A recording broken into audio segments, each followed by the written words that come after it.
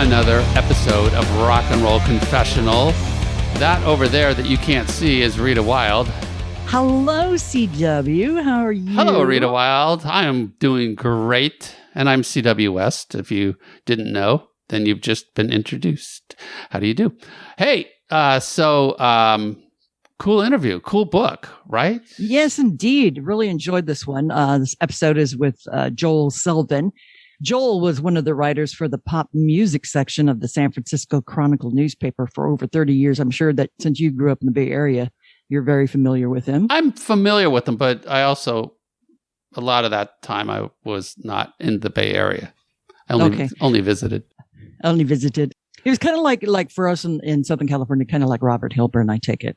Yeah. You know, Robert Hilburn was like the go-to guy, 70s and 80s and stuff like that. So Joel Selvin is his name. His life is and was music. He has written a new book entitled Hollywood Eden, Electric Guitars, Fast Cars, and the Myth of the California Paradise.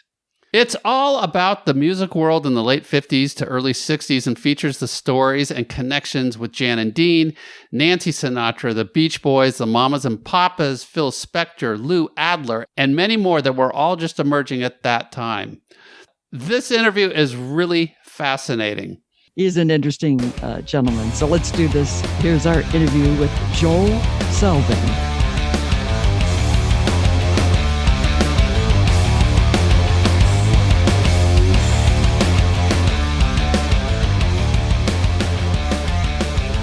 Nice to meet you. This is Joel Selvin. He wrote a book called Hollywood Eden, Electric Guitars, Fast Cars, and the Myth of the California Paradise.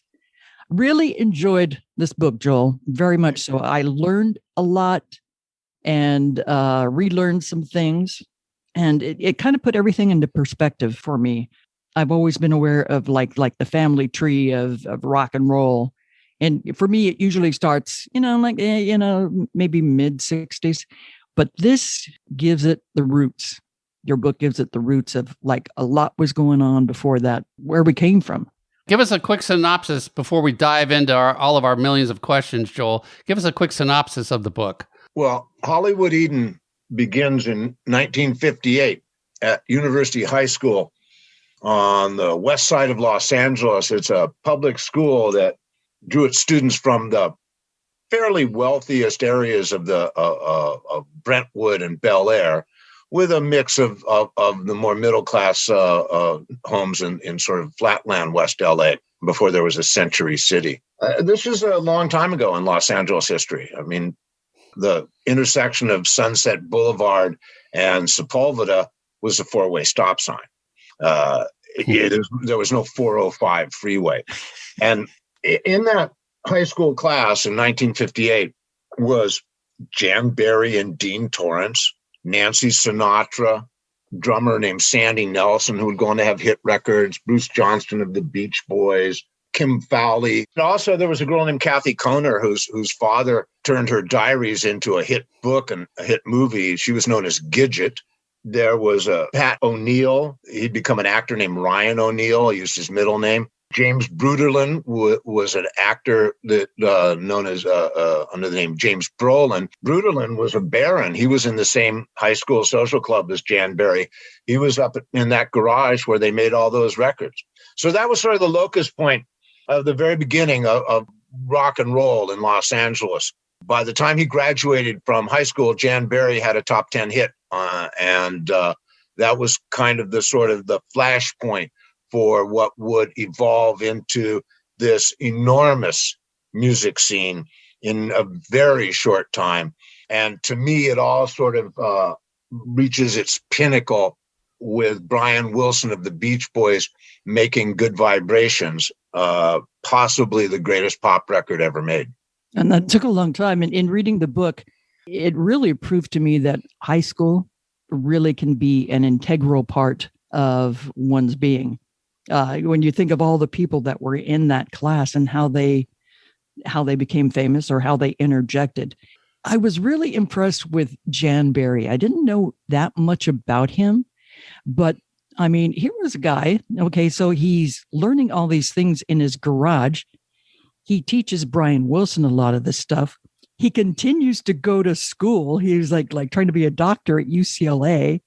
It's like, my God, what a driven person. And that, that all plays into his life and his lifestyle. I don't think he slept a lot.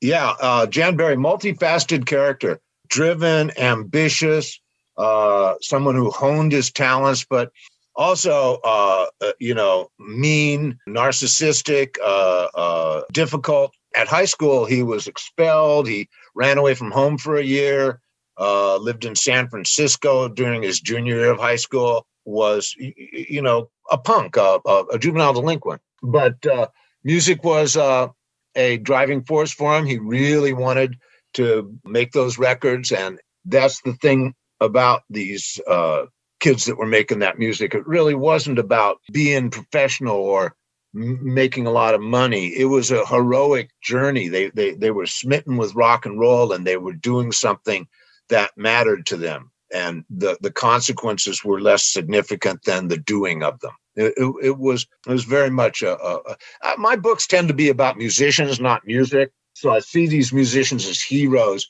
and try and chart their lives and their work as you would an athlete or a warrior or something. The warrior analysis or parallel, I see the recording sessions, because there's a lot of recording sessions in this book.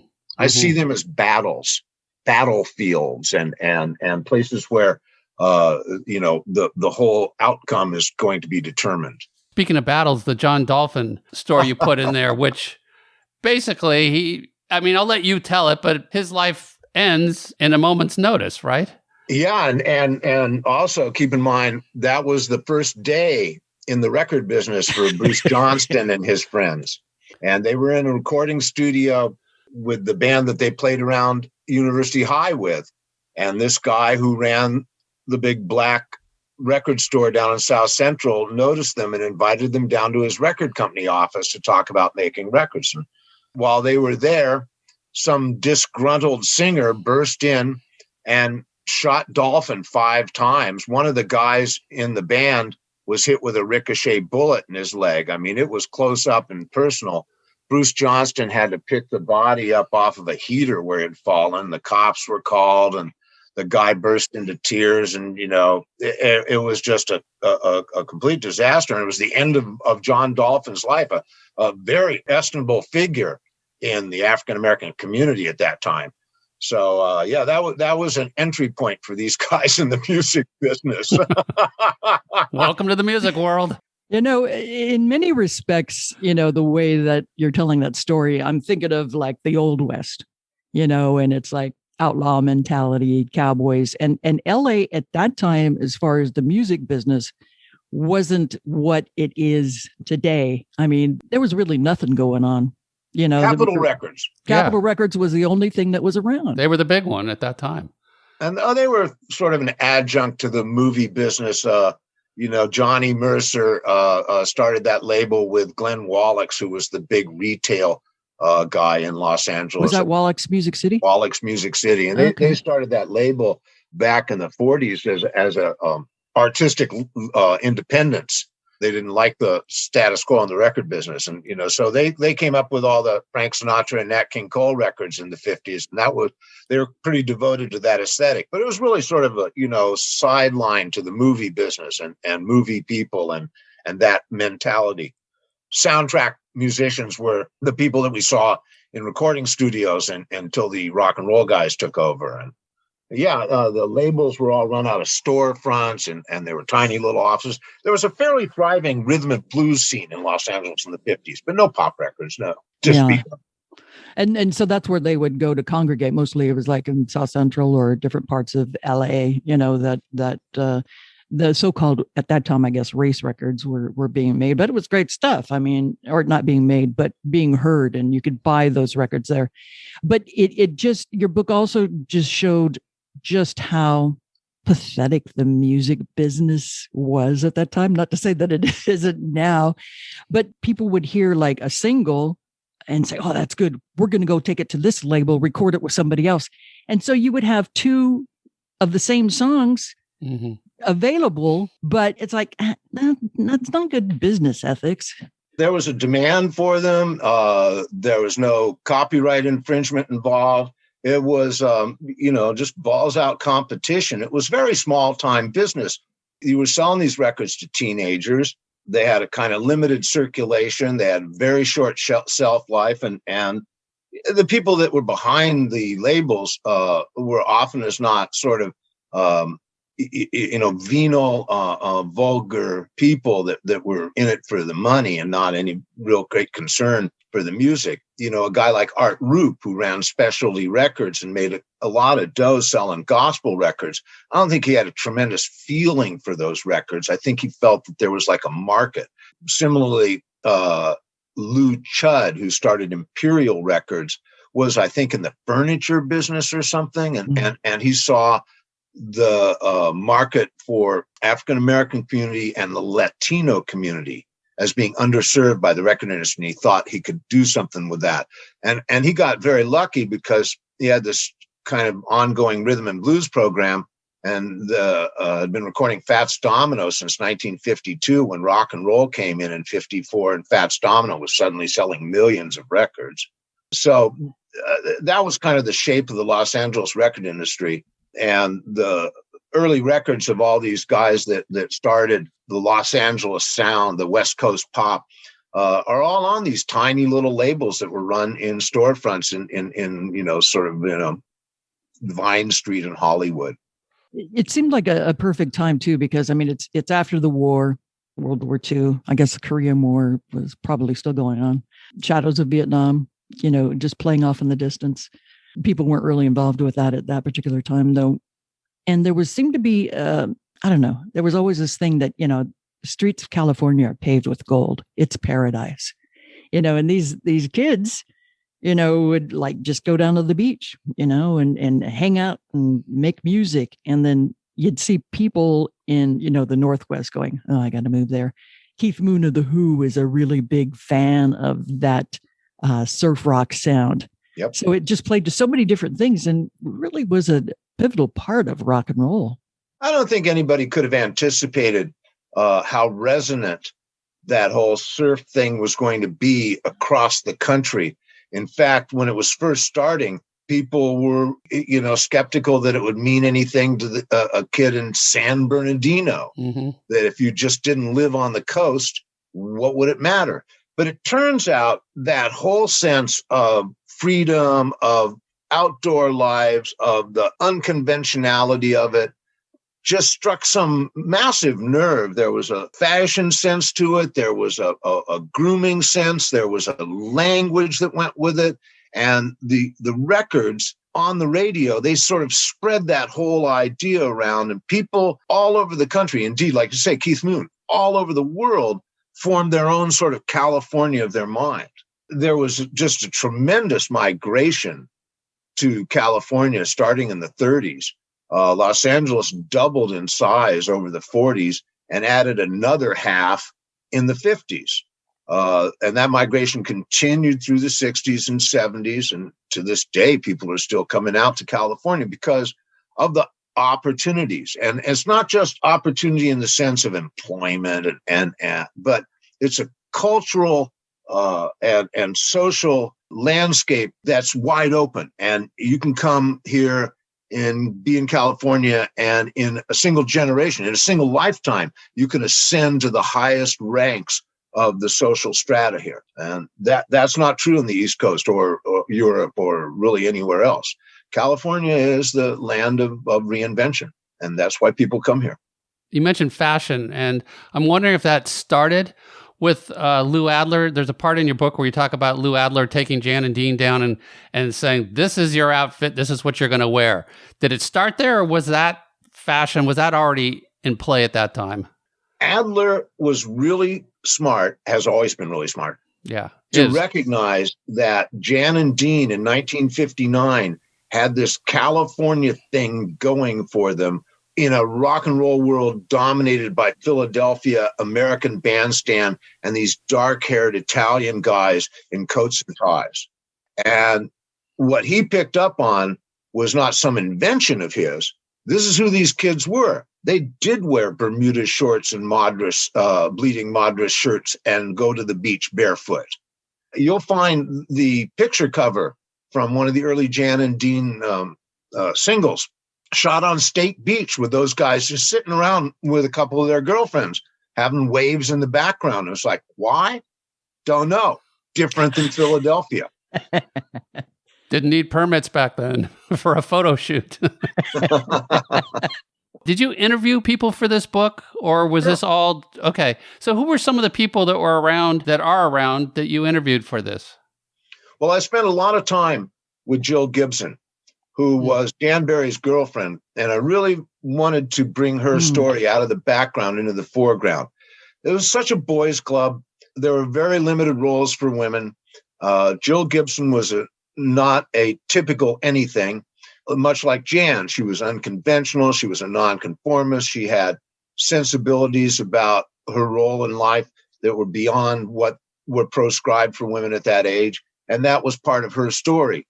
So I worked a lot with her to make sure I could bring her out in because she really is just somebody's girlfriend for a moment there in the book. And we have to give her a presence and a sense of herself, because in the third act, she steps right into the front and plays in some crucial events and becomes a whole complete character in herself. And that's important. It's also why I played up the Nancy Sinatra thing. There's so few tracking of women in the annals of rock. And that might have something to do with the fact that an awful lot of the writers are males. It's not just that they had a limited role, but the women had their own paths that they had to go through, and I wanted to make sure that was in the story. Other people I interviewed, I had extensive email correspondence and a couple of long phone conversations with Bruce Johnston, who I think is one of the real unsung heroes of rock. Absolutely, yeah. Who wound up with the Beach Boys? He wound up with the Beach Boys. People think that's where he entered the scene. And I wanted to paint Bruce Johnston fully and completely in this thing. There were other people that I interviewed real specifically about, target things, like an old Columbia Records guy named Billy James, who was right in the middle of the Bruce and Terry thing. So he was very informative about it. And as long as we're talking about that, one of the key sources for this book was somebody who died in 1994 named Steve Douglas. And Steve was the saxophone player on most of those records. He'd been in Dwayne Eddy's band. And in the 70s, he moved up to San Francisco. And for the rest of his life, we were extraordinarily close friends. And I spent hours and hours and hours talking to Steve about this stuff. So when it came time to write the book, I have a lot of Steve's writings and some of his papers, and I was in touch with his sister.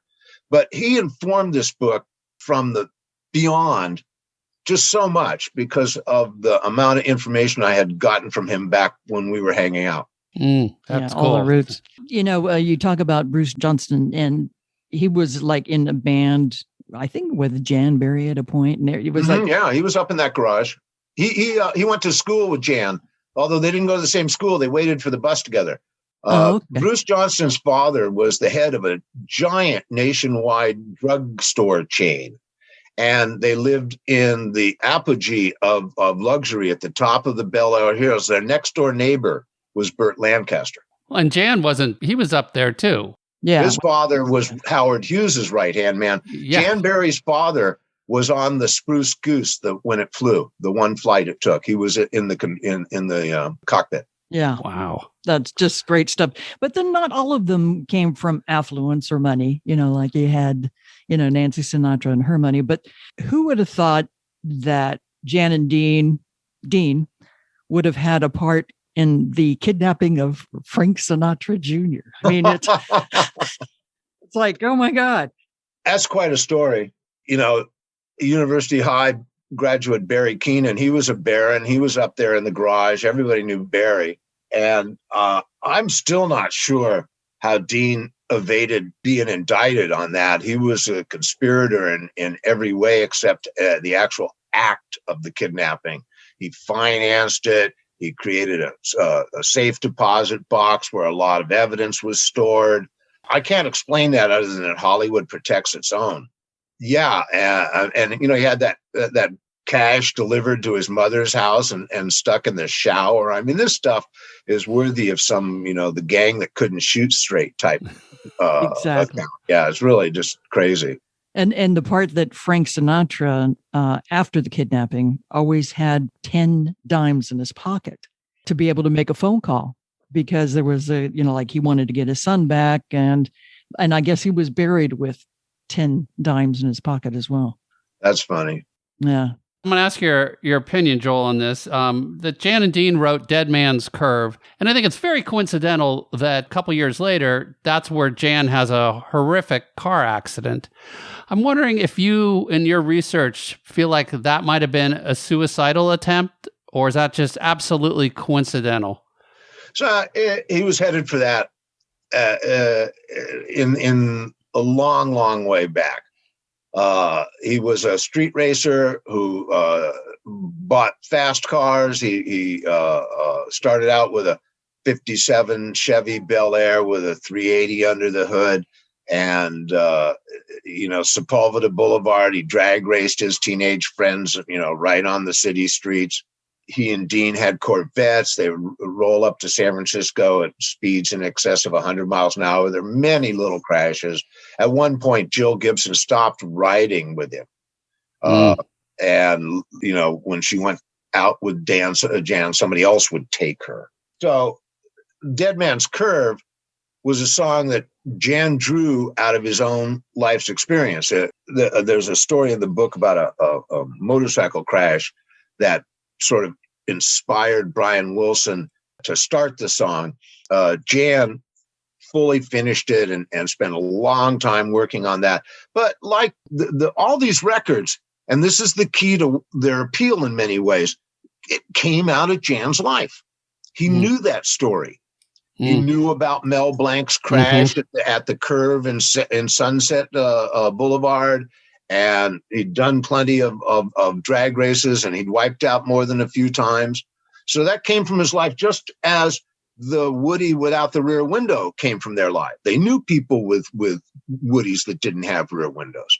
So in a sense, the authenticity of these things is one of the sort of the key elements of their appeal, is these people were drawing these songs, these records from their real lives.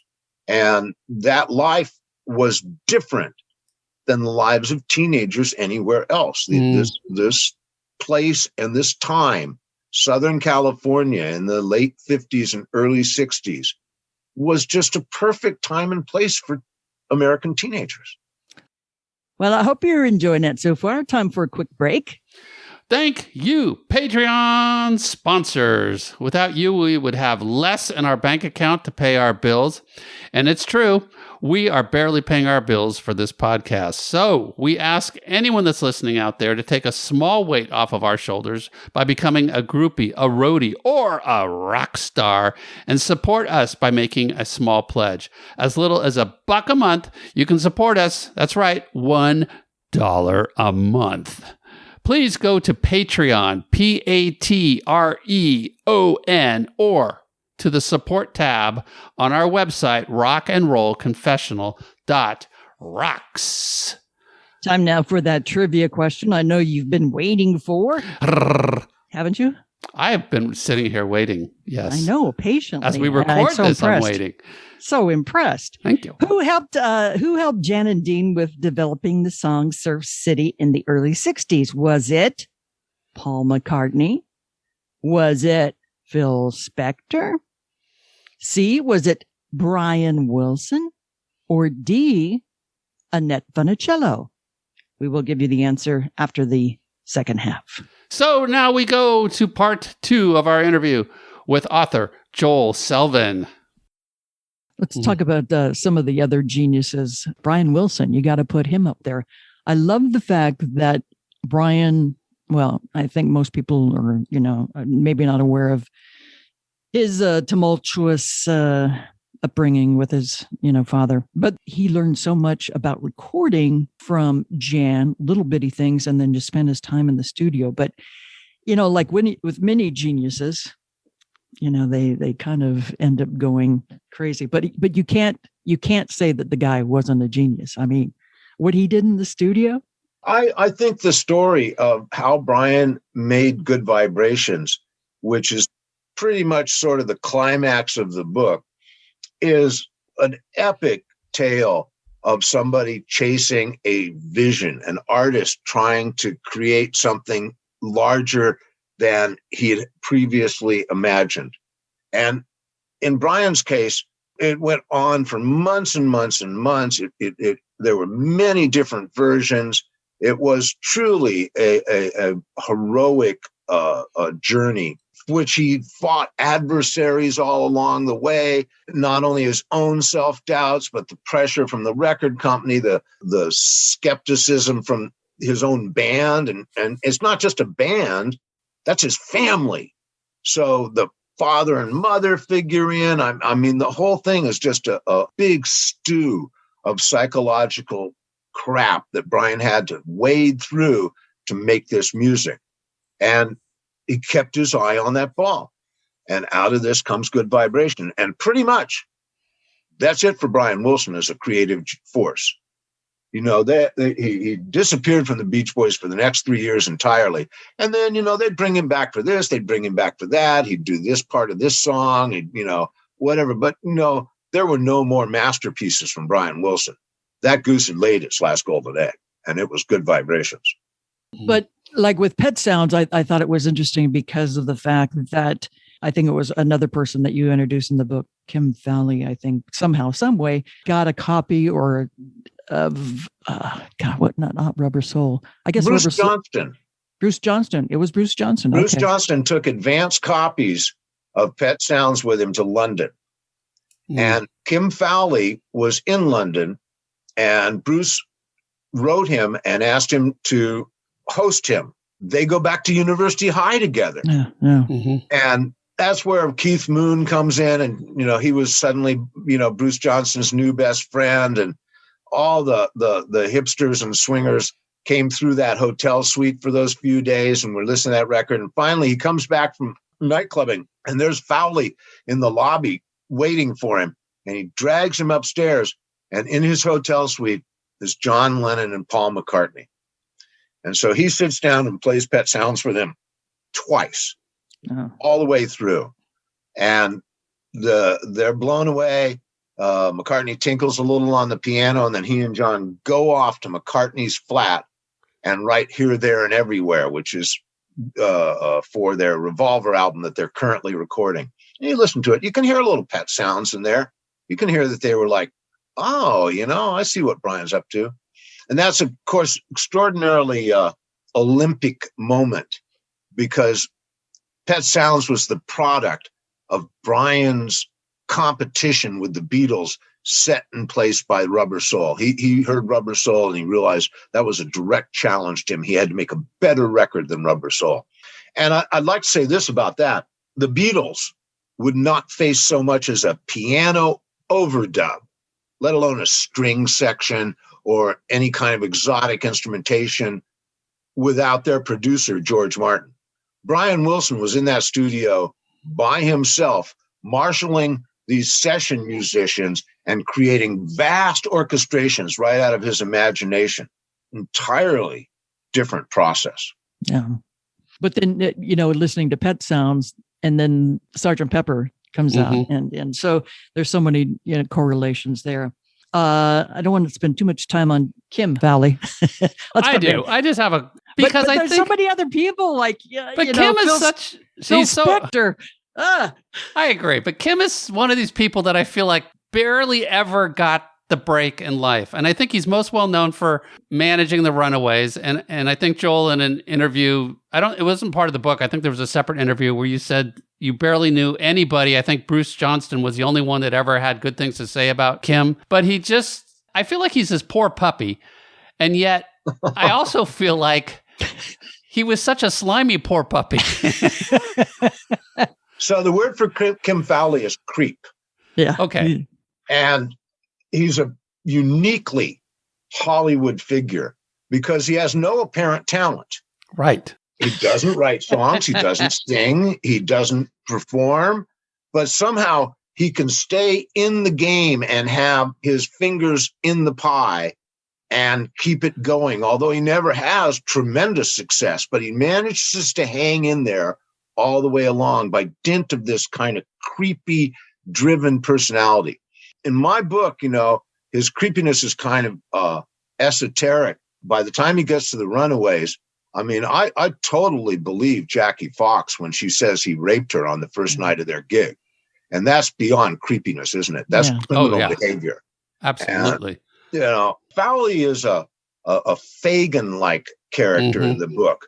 He's not somebody that you like, but you can understand where he's coming from out of that Hollywood background. His father was this B-movie actor who never amounted to anything. His mother married well in a kind of Hollywood way. And, he knew he was drenched in all that Hollywoodness of Day of the Locust. And he was a spawn of that. So that's kind of his role in Hollywood Eden. And you can see that, like, he just sort of is this gadfly that bops along and keeps doing things. And of course, then there's the kind of the dichotomy with Lou Adler, who is the counterpart, the successful and business-minded person who obviously hates Fowley and takes him on at every turn, starting and with wins. covering alley-oop and ending up by stealing the mamas and papas from him. And Jan and Dean. I mean, really. Jan and Dean, yeah. Yeah. All right, Rita, go with the second creep you want to go with. I know he has more talent than Kim. Well, no, but, they're all just interesting characters. But I always thought of Phil Spector as a New York kind of guy. And then I was surprised in reading your book that he went to Fairfax High and then how long he was out here. And then just how many, this whole book, you've got to do like the Laurel Canyon series on it. Really, because it has all those roots. I mean, it's like, we haven't even talked about Jill and the mamas and the papas. We touched on that, but that was a girlfriend who took the place of Michelle Phillips. So I'm getting sidetracked here, obviously. But let's go with the creep. Phil Spector. Phil Spector. Who was brilliant also. Brilliant in the music world and crazy. I wouldn't want to have had Phil Spector's childhood. His father committed suicide when he was 8 years old. His mother was overbearing and probably insane. His older sister, was institutionalized as schizophrenic. They moved out to the West Coast from the Bronx in time for him to enter Fairfax High. He was runty, had bad complexion, and had a terrible attitude. He was not popular. Steve Douglas's mother knew Phil's mother, and she insisted that Steve Douglas put Phil in Steve's band. Steve was in 12th grade. Phil was in 10th grade. And that was the beginning of a lifelong relationship. I don't want to say they were friends, really. They were friendly. But, and Phil could play guitar. That was something that Steve valued. But when Phil got out of high school and had a #1 hit that summer, which he'd been planning and working on in high school with one of those little storefront record companies, he flew to New York, where the record business was, and was quite successful being a boy wonder in New York. And by the time he comes back to Los Angeles and records He's a Rebel with that first congregation of those session musicians that Steve Douglas drew together for him, those guys would eventually become known as the Wrecking Crew. But their first session together was He's a Rebel. And that was where Phil really started to write the vocabulary of rock and roll record production. And every one of his subsequent productions took it just a little bit further and filled out more and more details. So in a sense, all this mental anguish that he lived in, he channeled into this extraordinary creative drive. And for several years, he was able to produce these magnificent records that built on each predecessor and had no real antecedents. These were his visions, substantially fleshed out by his arranger, Jack Nietzsche. But still, Phil was the guy that was pushing this, and these were the sounds in his head. And it develops up to a masterpiece in the same way that Brian's work did. And of course, those two people, they reflected on each other's work quite a bit. Spector's Be My Baby was Brian's most, number one influence as a record producer. But Spector's masterpiece, River Deep Mountain High, with Ike and Tina Turner, was not a success, and it led to Phil's retirement. So all this was parallel up to a point. But there's an archetype that Spector created that was unique to him, and it's left this giant imprint on the record industry and the culture around it. And the records, they speak for themselves. Spector, he was a difficult guy and, not necessarily all that likable. And he came to a sorry end that a lot of people could have seen coming for many years. I thought it interesting, though, too, that after, he fell into the, depression or whatever. But then he was kind of resurrected by John Lennon, in a sense, and George Harrison used him, and the Beatles used him for the Let It Be stuff. So it was like just a remarkable comeback. But then his girlfriend at the time, one of the Ronettes, I guess he kept her a prisoner. Pretty much. Yeah. And those positions with the Beatles, that was because he was the most famous record producer in the world at that time. And he brought that kind of big sound to Harrison, the 4 acoustic guitars strumming behind him. And same with the Lennon early solo albums. He tried to make them larger than life. I don't know that they're enormously successful productions. I think that his work on Let It Be has been largely discredited. Yes. I think given what he had to work with, it was probably a pretty decent job of salvaging the record. But I think, that Phil never made another important record that was important because he made it. Touch briefly on Joel Gibson, the girlfriend of, this is like Fleetwood Mac's Rumors at this time, right? This the whole chain of this story with Jill Gibson, Jan Berry, and Mamas and the Papas. This was weird.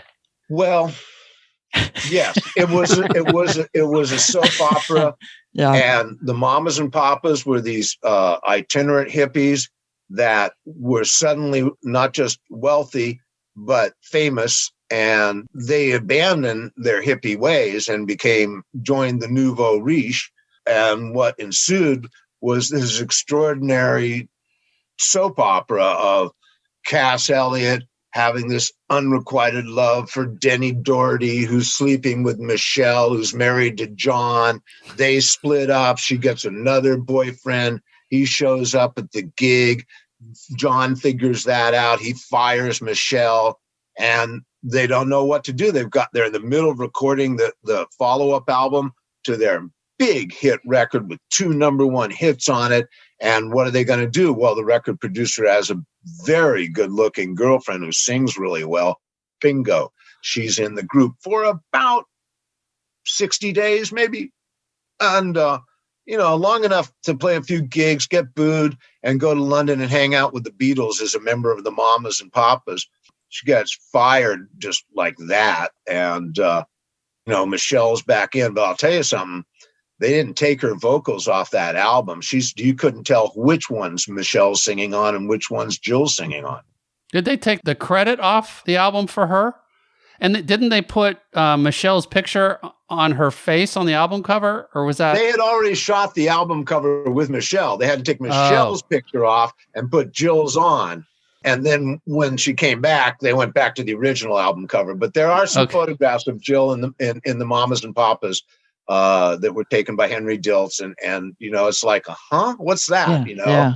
I can't believe she didn't even get credit. How? No, she didn't even get paid. Oh, seriously? Man, I'm sorry to all you women out there that have had to go through the crappy part of the music industry. Anyway, what inspired you, Joel, to write this story or piece this story together for everybody? Well, a lot of it has to do with sort of the direction my writing was rolling anyway, in towards a more narrative, novelistic approach to writing rock history. I'd written a very dense and complex ensemble portrait of the New York rhythm and blues scene in a biography of Burt Burns, a songwriter, called Here Comes the Night. And I realized that there was this kind of narrative that I hadn't really like pulled out. And somewhere along that line, my buddy Kevin Walsh was showing me his yearbooks. He collects old yearbooks, and he showed me the University High yearbook. Yeah. That was really the spark to put those two ideas together, because I saw in the University High yearbook this group of people who would stay relatively close proximity while they kind of changed the world. And, you know, you were talking about this, Rita, the American high school experience is unique to America. And I believe it is the quintessential American experience. It's where not so much what you learn in the algebra books and stuff like that. I've always wondered why we've taught algebra, but we do. It's the socializing, it's the politicizing, it's the sexualizing, that 14 to 17 age, and that social institution of the high school is such a crucible for creating American life. And especially in University High in 1958, right on that sunny edge of California, I was just struck by how that was the locus for all this. And it seemed to me like the perfect way to trot out this kind of narrative style that I've been evolving towards. I wanted this to read like, you know, the group, Mary McCarthy, that Donna Tartt thing from Before Goldfinch. What was that? The Secret, where a group of people are introduced at the beginning, and then the novel or the fiction or the narrative evolves as their relationships evolve. And this is a very relationship-oriented book. Mm-hmm. So many great stories in it, and I can't wait to read some of your other stuff. I'm not the world's most voracious reader, unfortunately, but I really enjoyed your book, and it was like, okay, which do I want to go next? Do I want to go down the Grateful Dead path, Haight-Ashbury that you've written on? Because you're basically a writer, San Francisco Chronicle, I believe it was. Yeah, I spent a lot of time doing that. So music writer, music section. I was their pop music critic from about 1970, 71 till 2009. You may have heard about the daily newspaper business. I was one of 120 Chronicle editorial employees who left that year. Jeez, can't imagine how many are even left now. Yeah, I think, when we first folded the Examiner and Chronicle together in 2001, we had 1,200 people making that paper. And there are now 230. And they have to work really hard. And I got to tell you, if we knew we were going to have to work hard, nobody would have gone into the news business. Well, same thing with radio, too, I think. Yeah. I mean, and you had you loved music. So what a perfect way of loving your job. I was like not working. Right. Well, you got to go to concerts. I think somehow you scored your first backstage pass for Fillmore. I was a 17-year-old copy boy. I had dropped out of high school, and I was working at the paper, folding carbon paper in between newsprints so the reporters didn't get their fingers dirty. But I did have access to the guest list at the Fillmore, saw Cream, saw Hendrix, And, once you're on the guest list, you don't want off. Yeah. No. Hello, especially for there. What were it's hard to pinpoint. And I know when somebody says like top 5 or whatever moments of musical history that you got to witness and experience, because San Francisco scene was just so amazing. So I have a good answer for you. Okay, good. Because I covered The Last Waltz. Oh, wow. Oh, okay. Wow. Backstage. Woo. Oh, backstage. Were you backstage for that show? I was backstage. I watched it mostly from the front, but backstage, Peter Barzotti, bless his heart, was the stage manager of Winterland. And he had a room that he painted entirely white. And then he went to a dime store and he bought a dozen masks and he cut the nose off the masks and he stuck a dozen noses around the wall and he put a tape loop in of. Oh, that didn't make the movie. I would think not. Although it should in the 50th anniversary of it. Yeah. Were some of the other amazing shows that, like I think my first show in I'm based here in Los Angeles, but I know CW grew up there. So he's got all these things of Days of the Green and so forth. But I went to the Cow Palace. I think it was the Human Rights Tour, and saw one of my favorites. U2 saw Peter Gabriel for the first time. Baez. Totally. Oh yeah. Joan Baez singing that Tears for Fears songs with the lyrics written on her arm. She kept looking down at her arm because she had the lyrics written on her arm. God, JB. That's great. We could do another podcast on just stories that you would like to tell. Is there a book that you would recommend other than Hollywood Eden, which is fantastic, but that capsulizes your travels through the Bay Area music scene? Well, there's a collection of my newspaper writing out there called Smartass, the music journalism of Joel Selvin. I would mention to you, people like my book about Altamont. Yeah, that's kind of one of my hit books, and it's 6 weeks of people's lives. It just takes off from the first page and doesn't let up till the end. That's not so much because of my work. That's because of the nature of the narrative I was given to fashion. But people like that one too. Excellent. Excellent. Joel, so at the end, we do what's called the bonus round, and we're just going to throw some quick, fun questions at you, just since you've been in the music world this long. If you were making a documentary film, what rock subject would it be on? Well, I would probably want to make a documentary film about something that would be too obscure for anybody to finance. You know what I mean? That's okay. This is a fantasy question. I have such obscure fascinations. Like the last few years, I've been absolutely smitten with an old jazz singer named Slim Gaillard. And his life story is fantastic. His music is amazing. And his character and his personality are wonderful. Of course, he's been dead for 30, 40 years, so there's no more interviewing Slim. But that would be the kind of thing that I would get involved in. If the movie studio came to me and said, "What do you want to do, Selvin?" Like, Slim Gaillard, that'd be good. Okay. Could happen. You never know. Could happen. Who is your favorite musical artist? Changes from day to day. Yeah. Okay.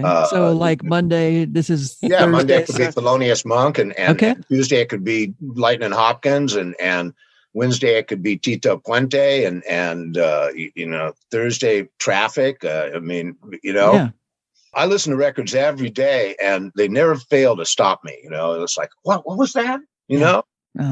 Who would you want to meet that you've never met? Mark Twain. Okay. Because of writing? No, I mean because of writing. Writing, or you like his beard? I just think that he would probably be one of the more amusing old newspaper guys that you could run across. Oh God, the stories. And I love old newspaper guys, and I've lived to be one. Yeah, that's awesome. What would you say? I always ask people this question, and sometimes it just doesn't make sense. But usually, from like the age of 19. It means different things to different people. But what would you say to your 18, 19-year-old self looking back? Have fun. I like that. You did. When I quit the paper, I was 59 years old. And I was overwhelmed with the sense that it felt awful lot like it did for me when I was 19, 20 years old. I didn't have any long-term plans. The world was sort of opening up in front of me. And the big difference between 59 for me and 19 for me was this time I had some dough.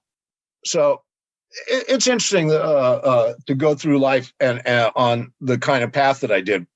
Because I really found this very early in life, age 17. And I haven't veered from it. I just, went the same way. I don't know too many people that do that. And I don't know if it was foolish or not, but here I am. I don't think it was. Yeah, I think it was remarkable. And I just love the fact your answer just said, have fun.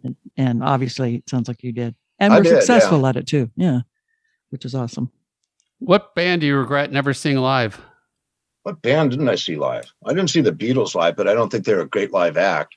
What band didn't I see live? Slim Gaillard. I didn't see him. I think I saw them all. Really?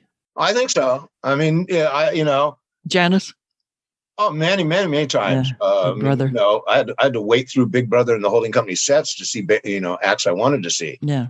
So sorry. Let me tear up for you. That was even more true of the Grateful Dead, who were just on every show for a couple of years. And played forever. No. When they were second billed, they did not get to play forever. It wasn't those 4 and 5 hour shows. I saw the Grateful Dead play all night several times, especially like the closing of Winterland.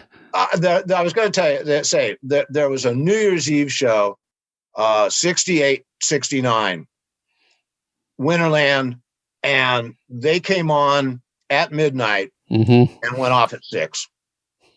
And there were 5,400 people in the audience and 6 people on stage, and all 5,406 people were on LSD. It was a very sensitive environment. Yeah. Isn't that where Bill Graham came riding? Was he riding a motorcycle inside at the top of the... That was a little bit before the epic Bill Graham New Year's things. In those days, he had an assistant named Jim Haney who went on to become a character actor in Los Angeles. I see him showing up on, Old Starsky and Hutch's every so often. And Haney always came out as the New Year's baby in a diaper that somehow always came off. That's great stuff. God, that's very funny. What was your first album you purchased? He didn't have to, probably, because he was... Well, no, I bought Aftermath by the Rolling Stones the day after my second or third LSD experience, having somebody hand it to me and a pair of stereo headphones. And that was a turning point in my life. That the next day I went out and bought an album and borrowed a record player. And I haven't looked back since. No. Do you remember Turk Murphy Jazz Band? Sure do. My uncle played in that band, and I used to actually hang out there in the club all the time. When Earthquake Magoons. Who was your uncle? Peter Clute. He played the piano. Oh, Pete Clute was the partner in Earthquake Magoons. I knew Pete. Yeah. He used to call me up and bug me to get his name in the paper, and something going on. They had the magic show down there. I mean, that was a fun club, and Pete was a great guy. He was old San Francisco. Yeah. My other uncle, his brother, said he was the bartender in the magic cellar downstairs, and I was a magician at the time. So Pete lived about 4 blocks down from where I lived, and I would go in with him, hang out there all night till 2:33 in the morning, and then drive back and go home. And I'd hang out downstairs watching all the magic the whole time and listening to everybody dancing up above. Well, that music has a very important place in sort of the San Francisco history of music. Because started before the war, it was a band called Lou Waters and his Yerba Buena Jazz Band. And Turk Murphy was a member of that band. And they were the premier New Orleans jazz revival outfit. You think of it now, it's called Dixieland Jazz, and it has sort of a pizza parlor feel. But at that point, what they were actually like exploring the roots of jazz from its very earliest days and reprising that repertoire and that style. And it caught on in San Francisco. And in the late 40s, it was kind of a hotbed of this Dixieland revival. They brought out an old New Orleans trumpet player named Bunk Johnson, bought a pair of new teeth, and he became a feature. Kid Ory moved out from New Orleans to Los Angeles and got a radio show. And Ralph Gleason, the great Chronicle jazz and pop columnist, came from New York to present these old Dixieland concerts in San Francisco in 1948. And it was such a big movement, but it just disintegrated in the wake of the bop movement that was just emerging at the same time, just wiped it out. And you can't even find it written about in the histories of jazz anymore. But that's what Turk Murphy... That's the scene that Turk Murphy came from, and why Earthquake Magoons was still going all those years later. And of course, they had that hit record in the 50s, with Clancy Hayes, the vocalist. Oh, Everybody's got their ace in the hole. It was really fun time. So very cool scene to be a part of. Very cool. Yeah, I'm glad. We could sit and talk with you for hours. Well, I'm just thinking, it'd be nice to go somewhere, Buena Vista or something like that, have a couple of drinks and, just listen to you and the San Francisco scene and all of that. And well, my father was a part of that whole Dixieland revival. So I grew up knowing about that stuff. I grew up in the East Bay, Berkeley, and there was a place in Richmond called Hambone Kelly's. It was kind of an adjunct to the Earthquake Lagoon scene. So that stuff lingered around San Francisco more than other cities because of it. Joel, thank you so much for your time. It's been a pleasure to talk to you, and look forward to another book so we can chat some more about all your music experience. I'm glad to be here, and it was a pleasure to meet you both, and appreciate the coverage. All right. Well, thank you. So thank you again for a great book. Check it out, Hollywood Eden. So that was a really fun interview. I really enjoyed that, and I really enjoyed reading the book. I learned so much, because I think you said something in there where you kind of started getting it from like the Laurel Canyon time, and this is the part that's before that. Yeah, which is an integral part. It's just part of that tree, and it was just so fascinating. Right, and there's so many people like interweaved in this, which is so amazing to me. So many people that we have like already known, grow up knowing these people. So yeah, I found it really fascinating. And if you get a chance, folks, give it a read. It's not too bad. It's quick for the normal reader. For someone with me that has dyslexia. For someone with you or someone like me. Well, I'm with that you has too. So dyslexia, it will take you longer, but that's more time to enjoy it. How is that? That's perfect. Thank you. Thank you today to Joel for Zooming with us. Also, thanks to Elliot Kendall of Film and Music PR and Promotion for coordinating the interview. Thank you, E. Thanks to E-Dog. And also thanks to Elizabeth W. for helping research the book. You can order Joel's book, Hollywood Eden, Electric Guitars, Fast Cars, and the Myth of the California Paradise on Amazon or wherever great music books are sold. Find more of Joel's music journalism writings at his website, Joel, Joel, Selvin, Selvin.com. Go to our website to check out our show notes. There you can find interesting notes on subjects that were talked about in today's show, including links to order Joel's new book. Plus, we have listed many of Joel's other books and links to purchase them. We always welcome our new listeners wherever you listen in this world. Thank you for tuning in.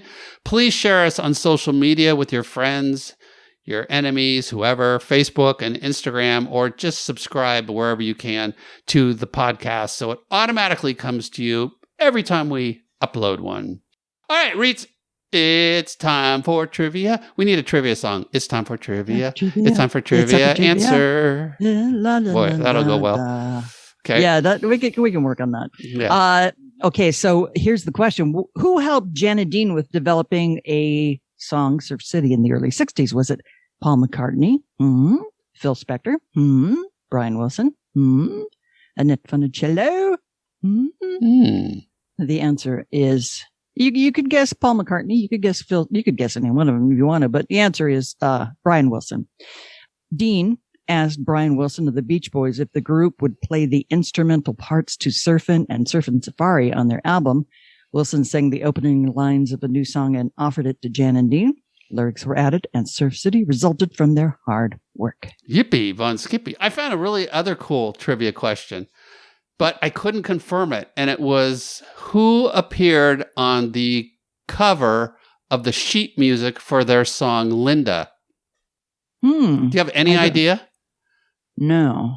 So the answer, but again, I found a couple different places, but I was actually trying to find the actual picture of it, but it was Linda Eastman, who later became Linda McCartney. Linda McCartney. So I don't know if that's legit. I tried to Google and I tried to find the picture and I couldn't find it anywhere from anyone. So that might be a BS question. Yes. But I thought it was kind of cool trivia. So obviously there's some additional connection that, unless I missed it in the book, to McCartney. Oh, I know what it was. It was that what they said was somebody, the producer or something, said, I have my daughter, her name is Linda, she could be on it or something. And so that was Linda's father that might have produced the song or something for Jan and Dean. Or maybe owned the company because he was Mr. Kodak. You know? Right.